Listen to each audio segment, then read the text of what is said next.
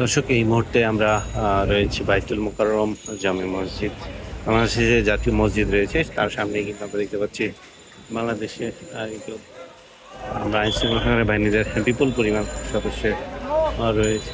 তাদের কিন্তু উপস্থিতি আমরা দেখছি এবং কিছুক্ষণ পূর্বেই কিন্তু আজকের যে জুম্মার নামাজ, সেই জুম্মার নামাজ কিন্তু আদায় করে মুসল্লিরা কিন্তু তারা কিন্তু বাসায় যাচ্ছেন এবং আজকে কিন্তু শিক্ষার্থীদের পক্ষ থেকে কিন্তু গণজামায়াত এবং গণসংযোগের একটি তথ্য ছিল।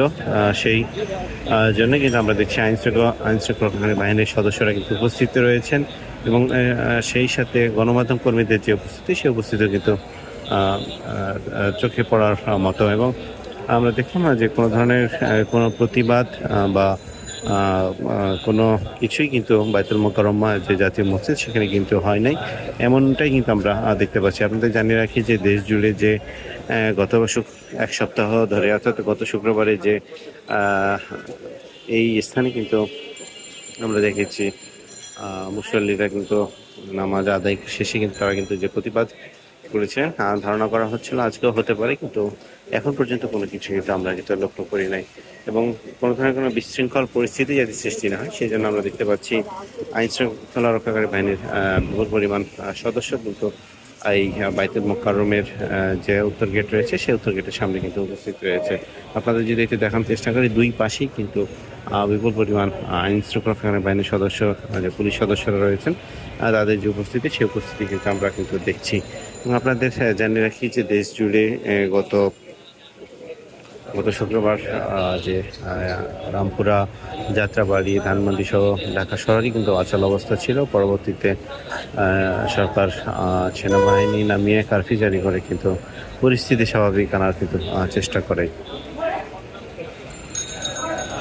এবং এখনও কিন্তু জনমনে কিন্তু আতঙ্ক, সে আতঙ্ক কিন্তু বিরাজমান রয়েছে। এবং আপনাদেরকে যদি দেখানোর চেষ্টা করি, মানুষ কিন্তু কেউ কিন্তু দাঁড়িয়ে থাকছে না, নামাজ শেষে কিন্তু সবাই কিন্তু চলে যাওয়ার কিন্তু চেষ্টা করছে, এমন চিত্র কিন্তু আমরা কিন্তু দেখতে পাচ্ছি।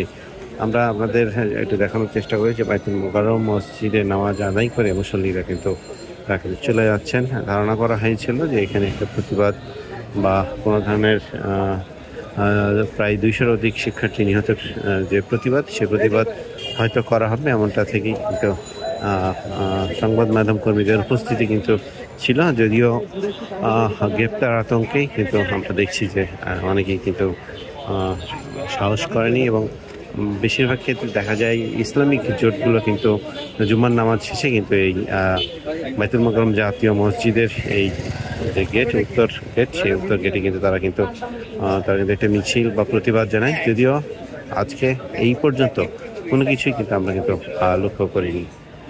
এই ছিল বাইতুল মোকাররম মসজিদের উত্তর গেটে নামাজ শেষে মুসল্লি ফিরে যাচ্ছে এবং সংবাদ মাধ্যম কর্মী থেকে শুরু করে আইন শৃঙ্খলা বাহিনীর যে ব্যাপক উপস্থিতি, সেই সর্বশেষ তথ্য আপনাদের মাঝে তুলে ধরার চেষ্টা করছিলাম।